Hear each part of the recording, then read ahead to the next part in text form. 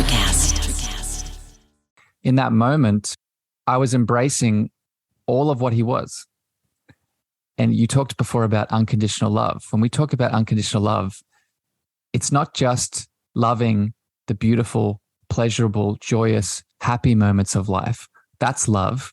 But love is also the anger, the shame, the guilt, the heaviness, the darkness, right? When we are moving along this spiritual path, we really want to love all of what we are, right? And that includes the shadows, the pains, and the traumas. So in that moment, with my visceral response to this person going through his trauma, I really felt in my heart, and as I reflect back on it now, it really showed me a deeper meaning of what it means to be in that unconditional loving state. And and this is going to sound very hyperbolic, but it's very much true, what life actually is. Life is the whole spectrum of the paintbrush rather than just one narrow box that we think we should fall down.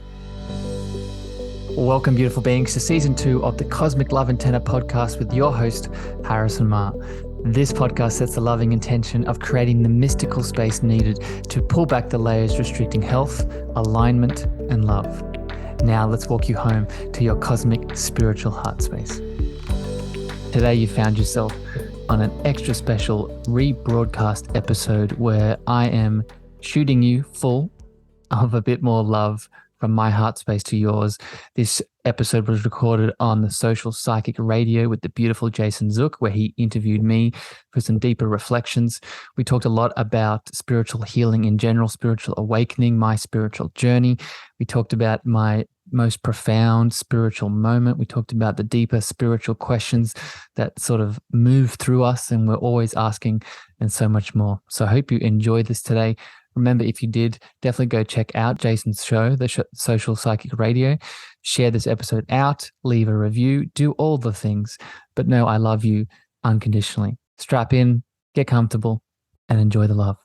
I had the pleasure of being on Harrison's show recently, and I can tell you that his energy, his exuberance of all things spiritual, working to help others, these are things that we need to nourish more in our society. And having a light worker such as Harrison helping us work down under in Australia, it's a gift. And so, Harrison, welcome to the show. Thanks, Jason. We were just talking about this, but I'm so excited for this conversation. I've spent the last couple of months focusing on being the podcast host, and I haven't had the opportunity just because of work, and I'm so grateful for it, but I haven't had the opportunity to be guest in a while on a podcast. So it's so nice to be in your energy and be held by your beautiful space. So I'm excited to be here. I really appreciate it. It was a pleasure for me to be on your show. And it's interesting you bring that up.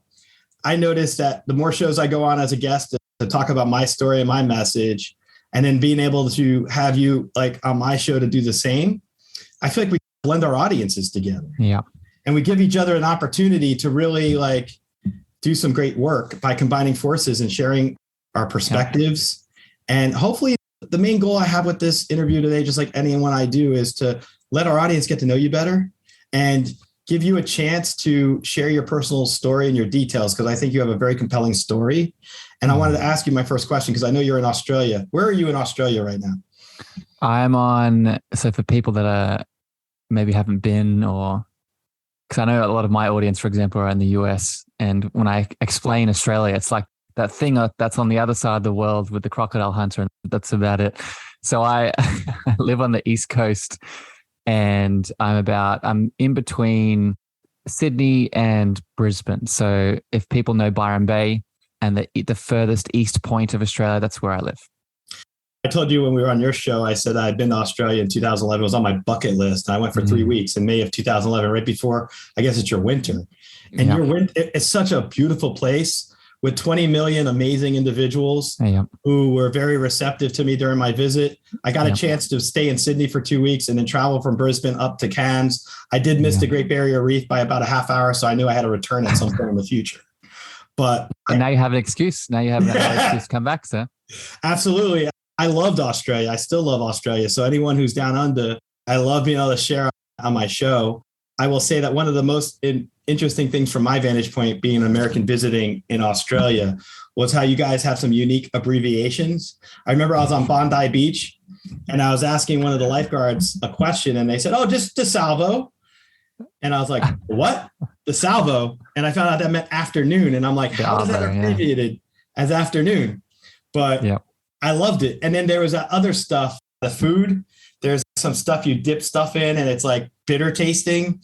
And I tried it and you guys swear by it. But for someone like myself, it's an acquired taste. Vegemite. Yes. That's the one. Yes. I loved it. I'm so grateful to have you on and share your experiences today. My first question to you is, how did you start on your spiritual journey and what motivated you to embark on? Ooh.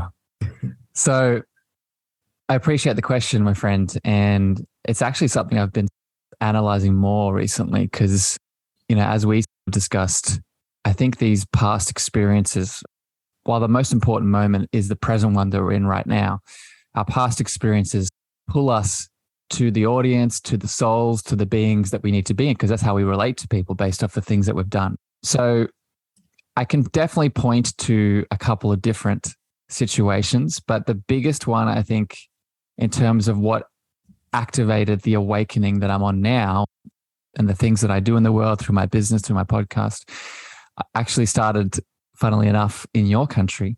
And I spent a big chunk of my late teens, early 20s, really exploring and traveling the world. And I'm really grateful for the beautiful experiences, the people that I got to meet, the places I got to live. But I classify it as my time period in which I externalized the self, meaning that I didn't really know who I was. I didn't know how I defined myself. I didn't know my value or my worth. And I deemed that as something outside of me, right? Through the people that I was meeting, through the places I was traveling, through the alcohol I was consuming, the experiences that I was moving through. And it reached a point where I think God or universe or source, whatever you want to call your beautiful higher power, stood up and said, okay, you need to see something else here. You need to see that these things don't define you. These external things, while you feel like they are giving you a lot of love and validating your love, that is not where your love comes from. And long story short, all of it was all taken away from me very abruptly. I was detained and deported at LAX for a period of days, and it was very traumatizing and life-changing. And it was a step that I had to take to go inside of myself. The only place I could go at that point, because everything else was so now telling me that I was a criminal, a horrible person, a bad person, the only space I could go was inside. And that is what sort of sparked a lot of the work that I do now. I love that example because bad things happen to amazing people. And from my vantage point, that point of reflection, I feel like sets you really on your journey of where you are now and where you're going and what's coming up. And I wanted to ask you, what has inspired you the most in the recent couple of years that has led you to embrace love as a message and theme and to build coalitions? What has driven you? What's your motivation? So I grew up in, I wouldn't say my family was super religious, but I grew up in a pretty religious culture, school, environment in general. And from a very young age, I learned that God was, or the higher power, that in my context, it was Catholic and Christianity, but I learned that God was this thing outside of me on a cloud. And without going into that whole story, that never felt aligned with me. And so I went atheist. And then fast forward due to a lot of different events, that one I just explained and some others, I came back to a understanding that not only is God is outside of me, but God is also me and inside of me. But it's not just in me. It takes a very particular type of form. It takes a very particular type of frequency, and that frequency is love itself. So that is the deepest realization of love that's really come into my awareness, not just the emotion of love that I have with you here today in this beautiful container that you've made on your show. That's love, but more of a sort of beingness of love, more of love as that higher power that is outside of me, but also inside of me. And if I'm open and willing to do the work that is needed along my spiritual path, I can connect into deeper spaces of that love to then share with the world. That's an amazing answer, actually. I agree with you 100%. I think love is the invisible force that combines us all together on here and as well as the afterlife. When we die and cross over, I believe it unites us to our loved ones where they can stay connected to us regularly.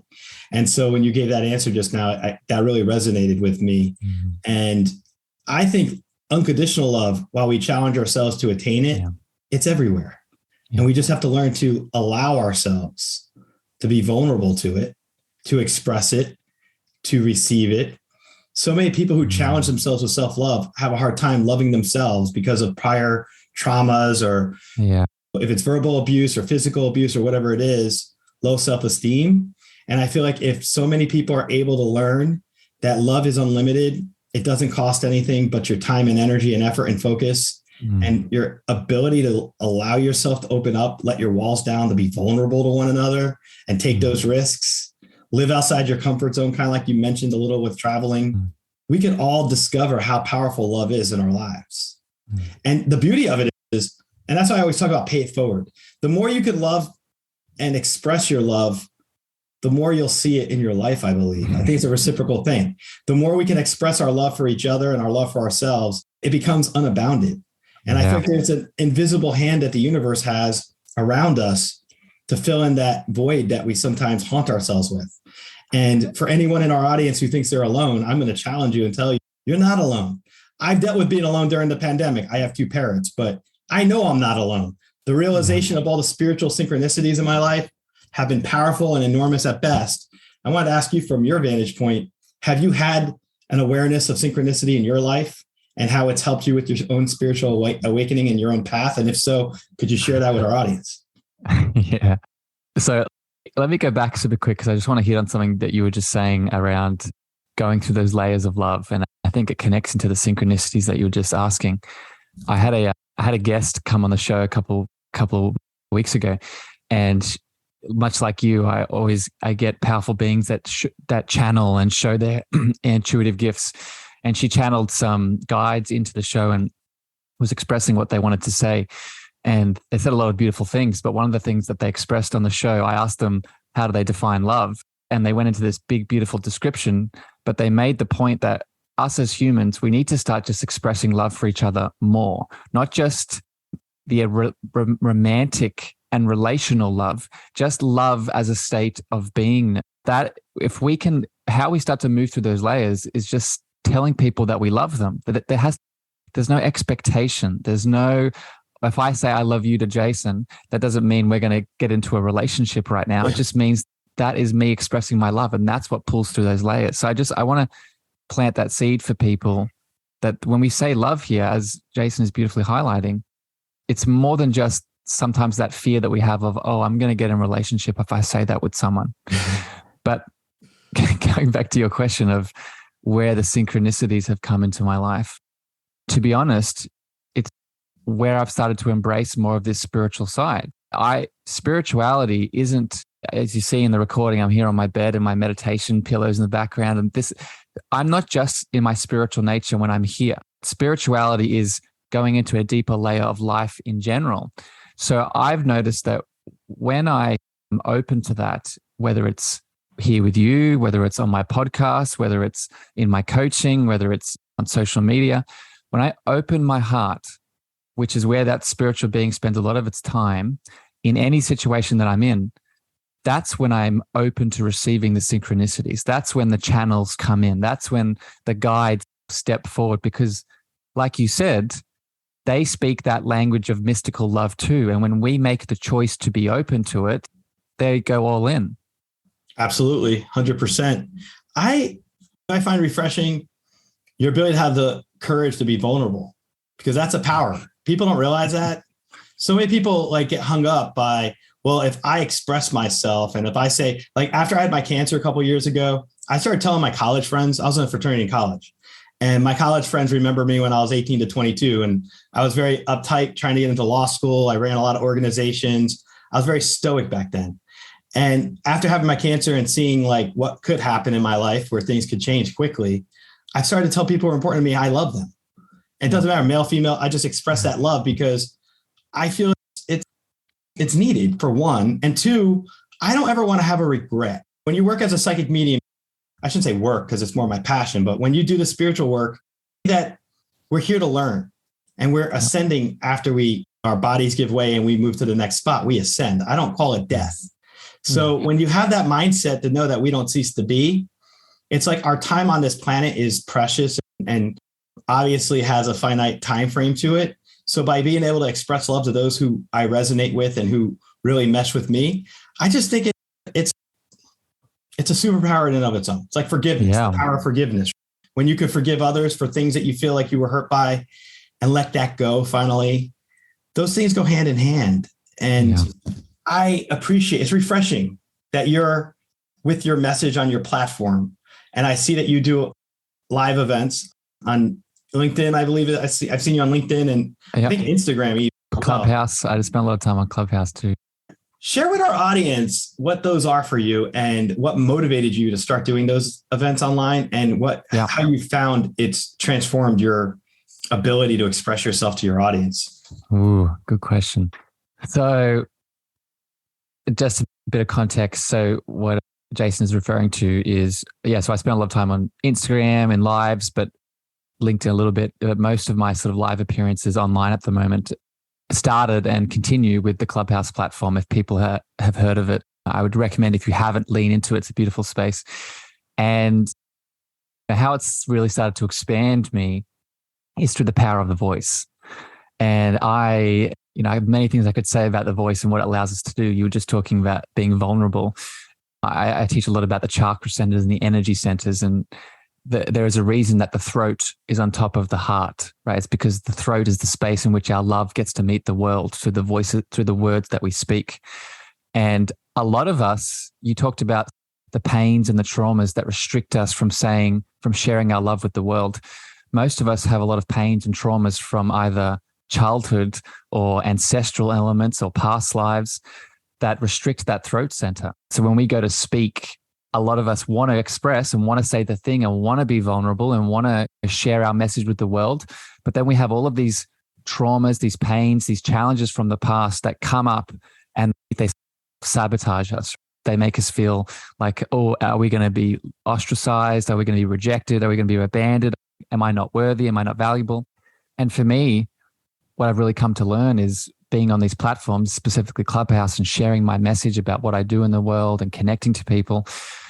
It's helped me move through those beautiful challenges and those pains. It's helped me see that these traumas and these things from our past that restrict our expression are not there to keep us in the victim, are not there to bind us, but they're actually there to help us see what is needed so we can surrender into them and become more of ourselves.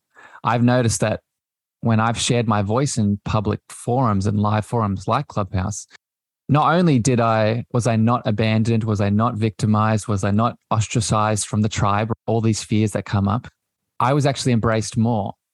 Because when we share our voice in a space of vulnerability, like you were just saying, not only do people sort of not veer away from that, they actually lean in because they are attracted to that love and they get pulled to the light that we express because they, on a very unconscious level, realize that they deserve that too.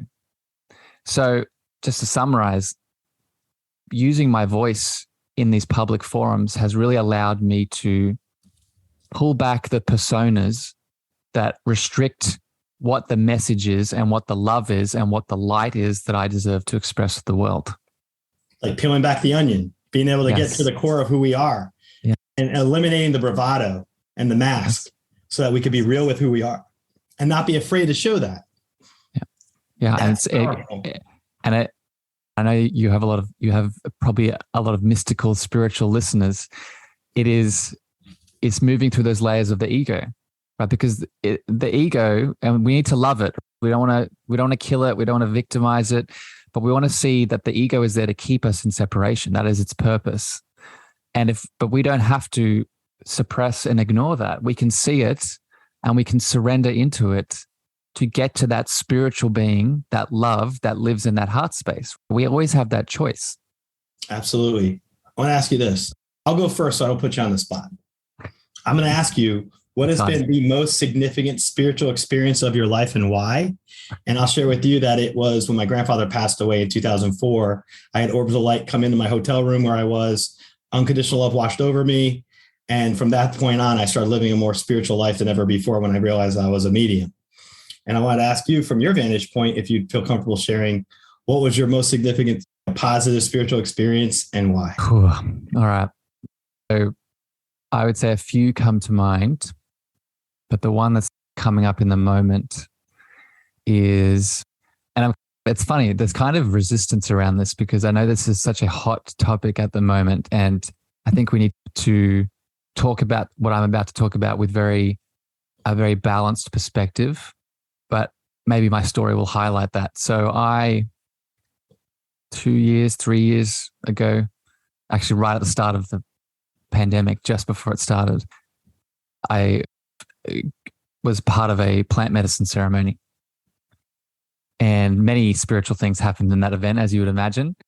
But one of them that really stood out, that it changed me in a deep, fundamental way from my relationship with spirituality, my relationship with love, and the interconnected nature of us as humans as part of a big collective. I was in the ceremony and there were a lot of other beautiful souls around me going through their own process. And I was in there under the influence of the medicine, just moving through my own layers. And I was picking up the collective of all of the souls around me, and they were all going through their own dark night of the soul, moving through their pains and traumas. And there was one particular member in the group that was quite obviously going through some challenge, going through some pain, going through some trauma from his past. And he was crying and expressing and just going through this very tangible, just heartbreaking moment where he was in it. And I was there, obviously very close to this person, and just all of his waves of emotion were just running over me, were washing over me. And if I wasn't in that sort of spiritual state that these kind of medicines take us to, they're not the only thing that take us there. They open the door. We step through and connect to God.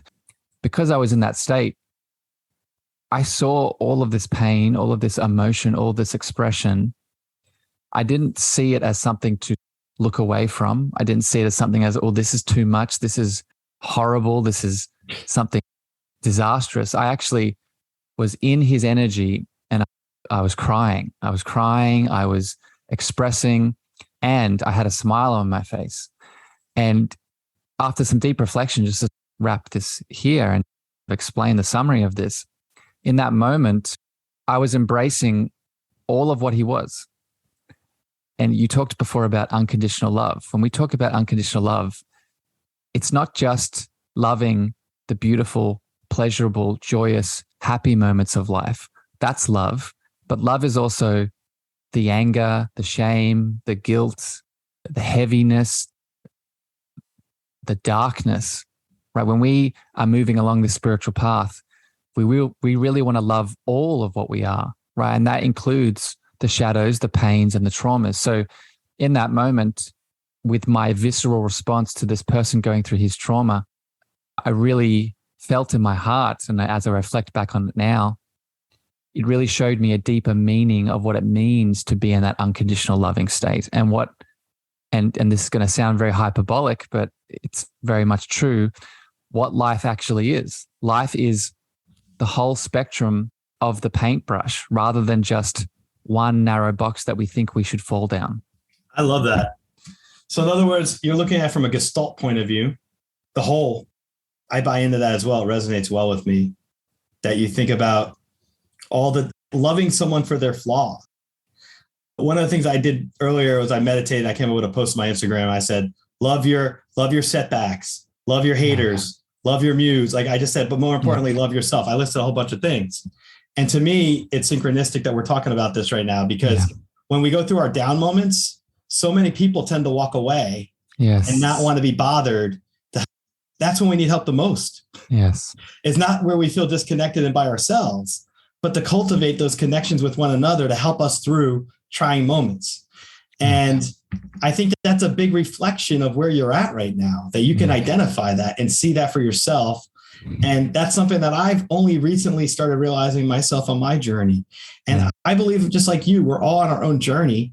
With the COVID thing, it was a very introspective period for me because we had 2 years of dealing with it. And I go by the social psychic, not the social distancing, social isolated psychic.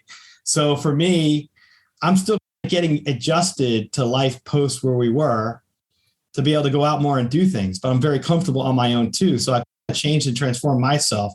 And I guess from my vantage point, I want to ask you, when you went through the pandemic down under, what transformed the most about you and why? Love your questions, sir. You're that I can tell that your sort of intuitive channels, it's firing today. I love it. Thank you. Many things, but I think the thing that I'd love to share with you and your audience is, and I talked about this yesterday, and this is now something I teach about because I went through it, and I think that's the best way we can teach things is from our personal experience. It was really embracing the archetype of the hermit. And it sounds like you were doing that too, but I really just leaned into it. And what I mean by that is, I think in our spiritual awakening process, like you just highlighted, a lot of our layers and a lot of our shadows come up to be seen. And in that process, a lot of our friends, a lot of our family members, a lot of our outside elements, they're going to be triggered by this. And we can sometimes feel very lonely and isolated from that in itself. And we tend to think that this is a bad thing, that this isolation that we create for ourselves due to our awakening process, that's bad. But I'm here to flip that on its head and say, I actually think you should lean in. And this is really what I understood and what I did about myself. What the pandemic, its side effect, its happy side effect was that it actually pushed me more into sort of just being in my own world, creating my boundaries. Obviously, without going into the whole controversial side of it, due to the choices I made with my body, I was very restricted based off what I could do. So I could only spend time here.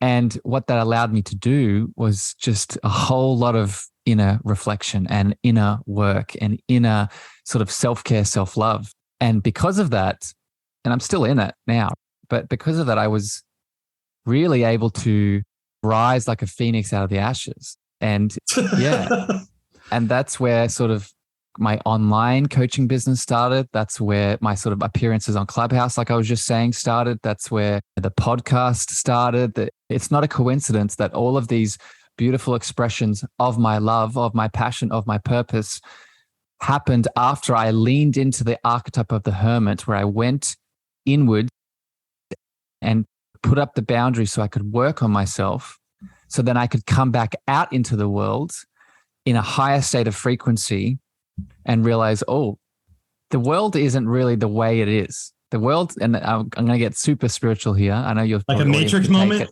Yeah. The world isn't objective, right? The world is a reflection of our internal state of being, right? So if we can go inwards and alter and change and heal and expand that inner state of being, paradoxically, when we step back out into the world, it will reflect that frequency back to us. Definitely. I love the word manifestation. I started manifesting years ago, but I really perfected it during the pandemic. And I took a 6-foot dry erase board from my law office, since I wasn't going there all the time, and put it in my bedroom. And I share this with you because I want to get your insight. Yeah. I wrote on my board without thinking, I want to organize my garage, organize my house, and organize my workspace. And within literally 6 weeks' time, my mom during the pandemic came here for 2 weeks, helped me organize the house. I didn't ask her, she just offered. After that, I had one of my assistants volunteer to help me organize my workspace. My garage took 2 years. I finally did that a week ago, where I had everything hauled away. My question to you is, have you had a similar experience where if you write things on a board and focus and work on it, do you find that things come over time to fruition? And if so, what's your opinion on manifestation, and how could our audience learn from our experiences so they can start doing it themselves more? So I love that. image of you manifesting your beautiful mum to come in and do the things. We talked about this on my podcast. We both have mothers in our lives that are leaning into our spiritual nature. So manifestation is a big topic for me because I talk about it a lot in the coaching I do with people. And I think the most popular version of manifestation is The Secret and the law of attraction that we hear about. And while I think it's a wonderful resource, I think it's only half of the story when it comes to manifestation. We need to understand that whether we are a physical male or a physical female, we both have the divine masculine and the divine feminine inside of us. And where this connects to manifestation is we need both the visualization and the imagining and the sort of creative elements of the divine feminine, where we're tapping into our potential and starting to see what we deserve and what we want to bring into this world. That's the feminine, that's the creation, that's the allowing, that's the being.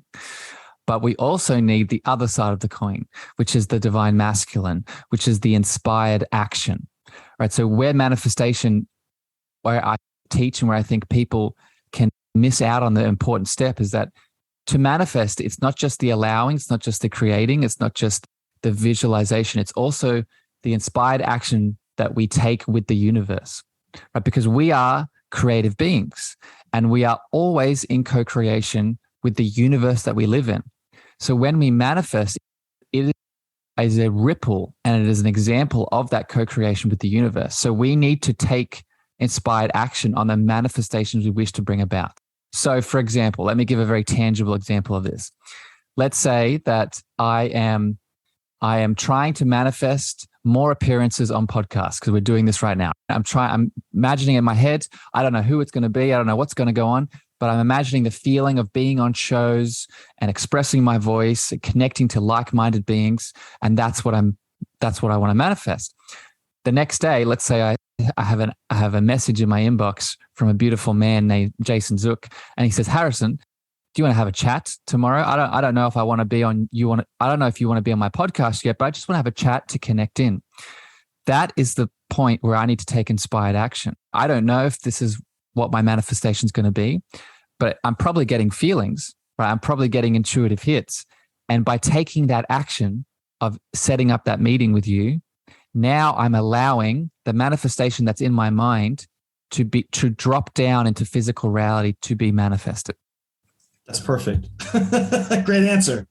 I believe that as well. I think that there has to be a follow through to connect the dots because if you manifest and you're like, oh, I want to make $1 million. There's people that want to do that. Yeah. And then they sit on their couch and nothing happens. Yeah. I don't believe in manifestation. I can't make $1 million. Yes. What concrete steps have you taken? Exactly. Are you trying to get another job? Are you going to better yourself? Are you working with other people? Are you being creative? What are you doing? You can't just manifest without action involved with it. Yep. And the heart, so going back to the heart and love and the soul, right? So notice the difference here, not just action, but inspired action, right? There's a very big difference. You're not taking all of the actions. You're taking the things that feel aligned with your heart and soul. That's how you know that it's connected to the thing that's in your mind, right? Because your soul, your heart is directing you. Going back to the example that I gave, Jason sending me that message, I'm going to check when he sends that message. Oh, does this feel really good? Even though I don't know what's going to happen, my mind can't logically work it out. My heart is saying, oh, this feels good. There's something here. I don't know what it is, but this feels good. So I'm going to take loving, inspired action on this thing. And that's, if you keep following those hits, as I'm sure you do very well, my friend, that's the thing that sort of allows you to follow that soul path. I'm going to give you an example in relation to what you just said. 5 years ago is when I started my podcast. I had no experience in it. I feel like my spirit guides gave me creative downloads and said, it's time to start your own podcast. It's time to start your own show. I had to go through a lot of steps. I had a psychic tell me in 2008, who I still read with, a personal psychic of mine. He goes by Divine Visionary. He told me back then, I was calling for advice on my law firm. He's like, oh, you're going to be on your own radio show someday. And that was like 10 years before. I laughed at him. I was like, this guy is so out there. He has no idea what he's talking about. And then I went through the steps and I spent many hours teaching myself what to do. If it's how to come up with a name, how to be listed on Apple Podcasts. But the interesting part about it is once I put the work into it and took the inspired action, things started really ding, like hitting, right? Dropping. Drop down. And it was like, wow, this is now a vehicle for me to use while we're going through something like a lockdown or a pandemic. I couldn't go out and socialize with people, but I could venture inwards and then express myself through podcasting. And to me, creativity and creative downloads are powerful forces of nature. I don't believe in something called the paranormal. I believe everything's normal. We just haven't grown in understanding of it and sufficiently been able to really put our arms around it. So for us to talk spiritually today, we're talking about things that many other people don't really know yet because they haven't opened themselves up to it. And inspired action is a very powerful phrase because the words themselves are very empowering. And I want to ask you this. When you look at where you're at right now, what do you think the steps you take on a daily basis work to inspire and empower others? How do you find and reconcile that in your own mind? Because we'll give you an example. I tell my mom about my podcast and she jokes about it and she respects me for it. But we have our human side. We have the Harrison before you became all this, or the Jason before I became. And then we go from that mode to this mode where we jump online and do this. And what's it like for you, the realization of where you've gone already and how you're impacting people in a positive way? What bubbles up around that, my friend, is exactly what you were just saying, but I'm going to expand on it more with the sort of making it normal. That's the motto that I live by in terms of, so this goes back to manifestation as well and how to make more of it. We don't want to just do one manifestation, right? We ultimately want to remember that we are abundant beings, that this idea that we live in a scarce universe, that there's only finite amount of money and resources, that's an illusion. If this is the first time you're hearing this, I want to say this straight to your heart, right? You are not scarce.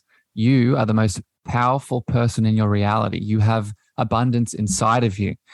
And so going back to what you're saying about how do I take action on this and connect this into my life, and I'm sharing this with my mom, and I make all of it normal, right? So not just talking about intuition and channels and the spiritual senses, but every sort of new level that I can reach, whether it's connecting to a new guest on the show, whether it's bringing in new coaching clients, whether it's whatever the expansion element is. When I reach that expansion, it's reminding myself that this is normal because it is normal, right? Our normal state is to be in a state of constant abundance.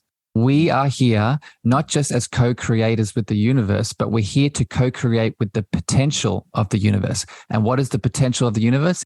It's unlimited. It's abundance. So just to summarize, when I talk to my mum or when I share about Clubhouse or the podcast or my coaching or with a friend, that distinction that you talked about, and I'm a human and sometimes I fall into the persona still all the time, but I'm really making the exerted effort to make it all normal, to make the person that I am on this podcast with you now, connecting into my channel and my gifts. I try to make that the person that I am in all aspects of my life because I know that is me. I know that is my current space of uniqueness. And if I can share that uniqueness across all aspects of me, then I am truly aligned with myself. Wow. I appreciate that answer. And you brought up a good word that I wanted to hit on next, abundance. Yeah. Too many people, I feel, focus on material wealth and on prosperity and financial gain. And that's just the way things are. For me, after I had my cancer, another point of reflection for me, I've learned to appreciate the word abundance, which means not just having the ability to take care of yourself, but having this inner growth and generosity on a spiritual plane, which has nothing to do with financial gain. And because one of the things I realized with all the readings I've done, everyone crosses over. Guess what? We all start from scratch. We're all tabula rasas when we go back to where we started. We think when we come here, we're born, we're tabula rasas. Well, guess what? We leave all these physical things we've accumulated to go back to the spiritual realm where we start back again. So everything that we develop here, I challenge our audience to try to do more abundant things in their life to help others and grow and have a growth mindset and work to pay it forward and do positive things. That abundance isn't just material gain or wealth. And I wanted to ask you, in light of that, have you found from your own examples and your own life experience that when you work with people to help them have that paradigm shift that we're spiritual beings inhabiting physical bodies in this world. And that when it comes to everybody wants to be financially comfortable, I get that. Yeah. But at the same time, trying to challenge ourselves to the higher level of where we could really make our time spent in such a way that has that significant, meaningful impact. That's what abundance means to me. Yes. Yeah. And the funny thing is that if you tap into that, the money is a side effect. Correct. Right? And I know you've experienced this, and I'm starting to experience this. The more that we tap into the abundance of what our spiritual being is made of, let me explain it from this angle. If you take all the layers away, what is the sort of thing that is left? It is energy, right? We are all energy. Right? And like you said before, with the passing the death process, it's not, the energy isn't just being destroyed. We know that energy is either transforming or moving. So abundance and the energy that's inside of us is the same thing. And when we can tap into that unlimited, moving, transforming source that's inside of us, then the side effect is that, so going back to the law of attraction, this is the frequency that we attract from, right? Instead of attracting from I'm scarce, I'm closed, I'm finite, I'm small, we are now attracting from a space of I'm constantly moving, I'm constantly transforming, I'm constantly connected to my potential. And then, like I said before, the outside world has to reflect that back to us because it is a reflection of us. So if we make the choice to feel that and believe that and see it across our connections, across our business, across our health, across all of the branches of the tree that is abundance, then it attracts from that. And one of the side effects, like I just mentioned, is the money. But I just want to, like you're beautifully doing, just expand for people. Like that is going to attract relationships. That's going to attract opportunities with your health. That's going to attract the energy that the universe is made of. Interesting point.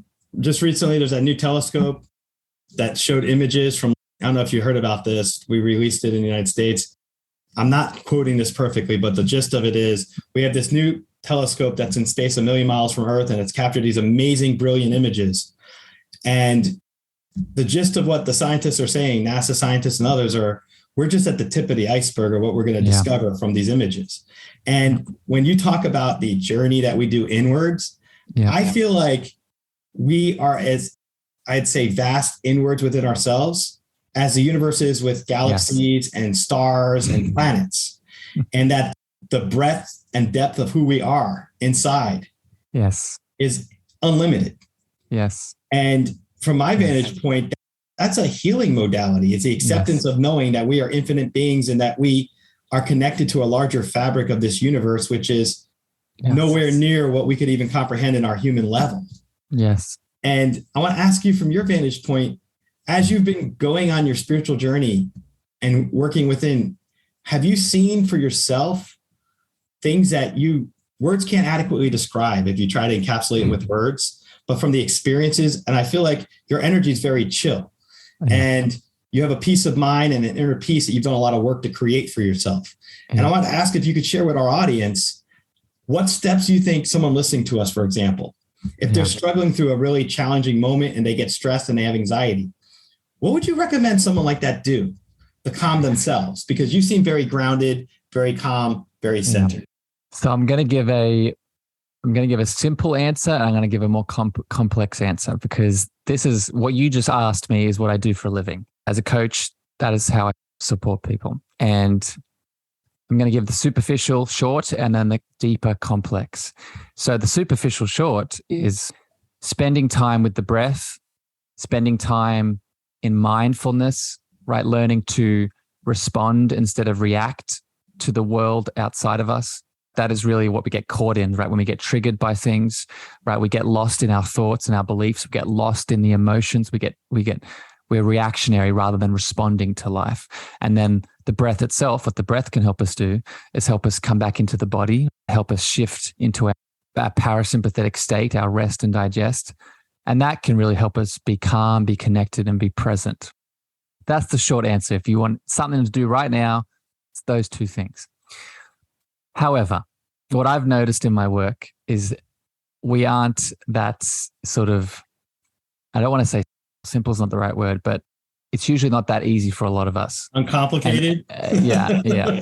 And most of us have come into this world with a lot of shit, either from our ancestral line, either from past lives, either from the actual world that we live in right now due to collective events, right? All of these things are coming in to obscure that simplicity, to obscure that fundamental love, to obscure that fundamental abundance, potential, etc. So this is where the deep work is needed, in my opinion, right? This is where you need to realize that if it's not feeling easy for you, then it's okay to need help. It's okay to need help to deal with the shit that we all have that is sometimes very complex and hard to move through. And that is where, in the work that I do, there's a couple of things that I use. So I focus in on the chakras and the energetic centers and the inner child, right? So the chakras and the inner child blend together in many ways, and working with those things help us start to pull back the layers. Then I go into ancestral healing, right? Going down the mother line and the father line, because we know that if my dad has had trauma or my grandfather has had trauma that he hasn't been able to deal with for whatever reason, it's passed on in the ancestral line. And that's probably the thing that's stopping me from connecting to that breath or connecting to that heartfelt space. And then the final thing is, in this spiritual conversation and these spiritual heights, these emotional heights, we tend to forget about the physical body, right? We tend to forget the importance of why we are here. Why not just the spiritual being, but we are a beautiful human being too in a physical body. And when we neglect the physical being along the spiritual path, that is also something that I found in my experience disconnects us from that fundamental potential, that loving, that spiritual source. So for me, it looks like, what does it mean to ground into the body? What does it mean to prioritize the body through our rest, through our movement, through the things that we put in our mouth, etc.? So just to summarize that, it's using the inner child and the chakras, using ancestral healing, and using a holistic physical lifestyle balance to move through the shit, move through the pain and the trauma to help us get back to that truth that's been there the whole time. Wow. What you're just talking about is something I tell people, like clients that come to me and they say, I can't meditate. I don't have people come to me in my dreams. I'm not able to journal. And then I say, challenge yourself. Yep. And it's simple like this. What I mean by that is, if you can sort through those what if thoughts that plague us all, and if you can learn, if you try to go stargazing in New York City, I grew up outside New York City originally before I moved to Florida. And if somebody told me I can't see the stars at night, they seem rather stunted. Well, that's because of light pollution. Mm-hmm. And if you venture out to the countryside where there's a wilderness and the nature, and you can look up at the stars, then you're going to see this cosmos that you've never been introduced to before, and you'll be amazed. And so what I tell people is, if you want to connect more with your spiritual side, think of that light pollution being thought pollution. Get rid of those what if thoughts, get rid of all those things that keep you hampered in such a way where you're stuck on that lower level vibration. And you're so right about breath work and mindfulness. I believe that if you can ground yourself and calm your thoughts, that you can journey inward and learn the benefits of meditative practice, learn the benefits of mindfulness and breath work. And also, though, you're doing such a service for yourself, because your body's going to appreciate it, and you're increasing your connection between mind, body, and soul. Yes. That's it. And it's powerful stuff when you think about it. Before I had my cancer, I was 50 pounds heavier. And so getting into physical shape is so important, but too many people focus just on the physical. Yeah. They don't look at the mental and the spiritual. And I think if we're able to look at all three, that's like where abundance comes in for ourselves. Yeah. Yeah. Jason, just to hit on this, because this is so important what you're saying. This is the name of my podcast is the Cosmic Love Antenna. And the antenna analogy, I think, explains exactly what you're just saying here about the triad of the mind, body, and spirit. Because you think about what an antenna is, right? On top of a TV, for example, it has an inner frequency that deserves to be expressed with the world, right? That is that spiritual, emotional, mental state that if we can pull back the layers, we can start expressing it. But if that antenna system on top of the TV is wonky and floppy and broken, that frequency can be flowing as strongly as it wishes. It's not going to go anywhere. So this is where the antenna comes in. We need to support the physical structure so the frequency can emit in the way that it deserves. That's amazing answer. I saw an image of an antenna with a bunch of signals coming out, as you said. Yeah, that's it. And it's true about how you connect with each other. And that is, have you ever done where you sit in a tank? It's a flotation tank, they call it, where you sit there. Sensory deprivation. Yeah. Yeah, I did that twice. And each time I did that, I had a different spiritual experience. One of the unique aspects of it that I pulled away from it was that there's this fabric, which we don't see or feel, but it connects us all. And it connects us to animals and nature and the universe and the spiritual and life after death. It's all interconnected. And if we can nourish that connection by appreciating ourselves from within and our antennas to transmit that signal outside of ourselves, that's how I believe we're meant to be and function at our highest above all levels. And it sounds like you're already halfway on that. Here's another interesting thing about our conversation. There's so much synchronicity with the concepts you're bringing up compared to what I personally believe that resonate with me. Inner child. I tell so many people that if you look at the most intimidating person, like your boss intimidates you, imagine them as their 8-year-old version. That's probably what's inside them causing them to act the way they act sometimes. Or if you're dating somebody and you really don't understand the person, imagine what their past was like when they were younger, because most of us don't nourish our inner child too often. And it causes us to have, I'd say, a disservice for ourselves. We deal with a lot of negative emotions and negative thoughts because we don't allow our inner child to play. We don't nourish the insecurities of our inner child. I want to ask you, what's your opinions about that? I know you have your own view. I have a lot with the inner child. So I'll just hit on the point that you're saying. I want to make this very clear for people listening. What goes unnoticed, right? What goes unhealed, what goes unseen, unfelt, unexpressed, doesn't just disappear. Now, I'll give a very specific example. Let's say in our childhood, I was rejected and abandoned by my caregivers. And for whatever reason, I was unable to heal that wound. And after that, have created stories around I'm not worthy, all the things. That wound doesn't disappear. It now moves into my subconscious, unconscious. And going back to what I said at the start of the chat, remember, our natural state is abundance, is healing, is balance, is potential. So there is always a force inside of us that's helping us, pushing us, prompting us to get back to that state, even if it's unconscious. So what tends to happen from an inner child perspective is that those unconscious wounds, now that we don't have conscious awareness of them for whatever reason, how they will get our attention is that they now will project into the outside world. How will they project into the outside world? That inner child wound of rejection, of abandonment is now going to project into my adult relationships. I would ask your listeners, have you been in a subsequent multiple different relationships where your partners keep abandoning you, keep rejecting you? I would now ask yourself the question, is it them? Do they have their own shit? Yeah, that's why they're attracted to you, because you attract. But the reason that you are attracting it is because you have those wounds inside of you that deserve to be healed, deserve to be seen, deserve to be felt. And how it is getting your attention is through the mirroring of this other person. Without going off into a whole other tangent on this, I would just encourage people with that inner child topic to really always come back to yourself, right? You are the most important person in your world, and that is not selfish, right? That is self-love and that is self-care. And when you start to see the inner child come up in relationships as one example, move out of the victim. And I say that with so much love. I say that as someone who often catches himself in the victim. So I'm right there with you, no judgment. But move out of the victim and ask yourself, right, how is this happening? Instead of this happening to me, how is this happening for me? What wound is this allowing me to see? What emotion is this bringing me up to feel? What story is this reactivating so I can reprogram that leaves me in a state of expansion rather than being in the victim that's being persecuted? What you said resonates with me on a one-on-one level, because I was one of those people that was abandoned as a child in a way. and had to work through my own issues as an adult. I got ghosted a couple of years ago by somebody I cared about, and it brought it all to bubble during the pandemic, actually, heat of the pandemic.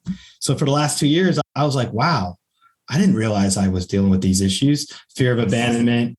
If someone ignores me, that's like death to me. Like if you want to talk to someone and you're muted, I feel like that's probably why I have a podcast. I get to talk, and it's one of my passions. And Jason, just to put this point in because it's coming up, connect this back to the money thing, connect this back to the abundance thing.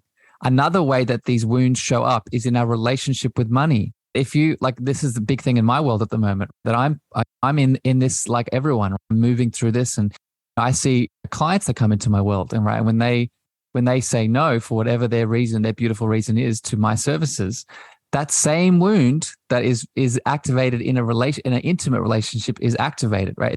It's another manifestation of the same thing, right? So I want to put this out to people. If you also have money challenges, if you feel like you're self-sabotaging yourself in your business, or money keeps moving away from you than attracting, look at these inner child wounds. And if you can heal that wound of rejection and abandonment, the intimate relationships and your relationship with money will most likely shift as well. You're right about that. So right. I would love to have another episode with you on other topics like inner child. Yeah, and, you're a wealth of wisdom. You're a wealth of wisdom. And this hour has gone by like a flash of light to me. We're going to have to plan something else. I would love to have more episodes and have us collaborate further, because I think the conversation topics are off the charts in terms of synchronistic and relatability. And I like sharing your message. I love sharing your message, I should say, in terms of what you have to offer us and your insight. Jason, I'd love to give you a bit of love here. So I receive it, sir, but I'm going to reflect it back to you just from my perspective. It's so nice, and I'm sure this is why you have the audience that you have and you have the success that you have. It's so nice to be in another divine masculine's energy that is open to this kind of work. And I'm just trying to be vulnerable and open as I always am. Yeah. And I'm not saying this as if this has just been my experience. There are so many divine feminines out there that are in this work, and it's beautiful. And maybe it's just been my experience, but it's been challenging for me to find other men in this space that are open, much like I am open. So I think, just to summarize what I'm saying here, why this energy is flowing so abundantly, and this happened on my show too, right? We said the same thing at the end of my show, right? It's because you're so centered in your divine feminine and your divine masculine, my friend. And I just want to honor you for that. And your journey, your story, your gifts, I can feel it. I can feel the passion and the purpose. So just sending you love. So, well, I appreciate it. I receive it 100%. And I'll give you a tidbit. I'll share with my audience. So for the longest time, I struggled with money myself. And I recently decided I was going to sell my place because it's grown a lot in value. And I've started manifesting that. And today I had a reassurance of financial stability that made me want to go jump up and down for joy, so to speak, because I know everything I'm manifesting right now and everything that I've been through, challenges in my life. It's like there's new chapters to our book every day. And if we can look at what's ahead and not get bogged down by what's behind us, it's going to just illuminate the path we're supposed to be on. And my day today has just been massively incredible, and it's not even over yet. And I still have a few more hours of spiritual work to do. And between my show later tonight, I'm doing a call-in show, and I have 2 psychic readings I'm still doing after this beautiful hour we just spent together. I just have to thank you for coming on the show and being you and being real. And one of the things I appreciate the most about you is your authenticity. And I know we're going to collaborate a lot together. I could tell. And I was also going to tell you, you're going to write a book. So pay attention to when you start getting motivated and inspired to publish. And once you do, I want to help you with that and share your message further. I love it. So thank you so much. Received. I'm on it. The book's, it's coming. It's coming. I just want to thank Harrison for coming on the show today. As you can see from the last hour, we've just talked about various topics in spiritual context with relative ease. That's a unique gift. Harrison has a lot of unique gifts that I believe you'll learn more about, and check out his information. He's the host of the Cosmic Love Antenna podcast. He's a Czech certified holistic self-love coach, but that's just the tip of the iceberg. I think once you get to know Harrison more and work with him, you'll see firsthand the power and the empowerment that he can offer to you So check his stuff out. I'll have everything in the show notes. And if you want to hire him as a life coach, do so, because I really think there's benefits to working with coaching. Just like athletes need coaches to excel their performance on the field, so we all need coaches. We need coaches to excel with our own expressions of love for one another, our ability to venture out of our comfort zone, and our ability to be vulnerable and not fear it, not to be afraid to put ourselves out there on the line and live the best version of who we are. And that's what I believe Harrison's all about. So check out this information, stay positive, because when you're positive, anything's possible. Thank you. Before I leave you today, beautiful beings, I'm so excited to share a special announcement just with you. On the 20th to the 23rd of April, 2023, I and a fellow guest of the show, the beautiful Ali Paws, will be hosting live in Tulum, Mexico, the Cosmic Heart Tour. If you listen to this podcast week to week and you resonate with my frequency, with my voice, with my love in any of the topics I share with you, then most likely it is time for us to connect and heal in person. So I invite you to join us in Mexico. Join us for some meditations, activations, yoga, craniosacral therapy, a book release, a live Q&A, poetry, and so much more. These spots are going to fill up super quick because our intention is to make this exclusive and intimate. So please DM me Cosmic Heart Tour on any of my social channels. That's Cosmic Heart Tour on any of my social channels, Facebook, Instagram, TikTok, LinkedIn, and we'll book in a meeting so you can join the love. I'm so excited to connect with you in the flesh. Thank you for listening to the Cosmic Love Antenna with me, your host, Harrison. If you gained value or this episode hit your heart, please remember to share this out with a friend, a family member, or a lover. You can also leave your love over on Apple reviews and Spotify star feedback, and this helps me spread my frequency to more souls in need. Finally, if you want to connect with me deeper, want to reach out, interested in coaching, please follow me on Facebook, Instagram, TikTok, and LinkedIn at Harrison Ma, Ma spelled MEAGHER. Sending you so much love.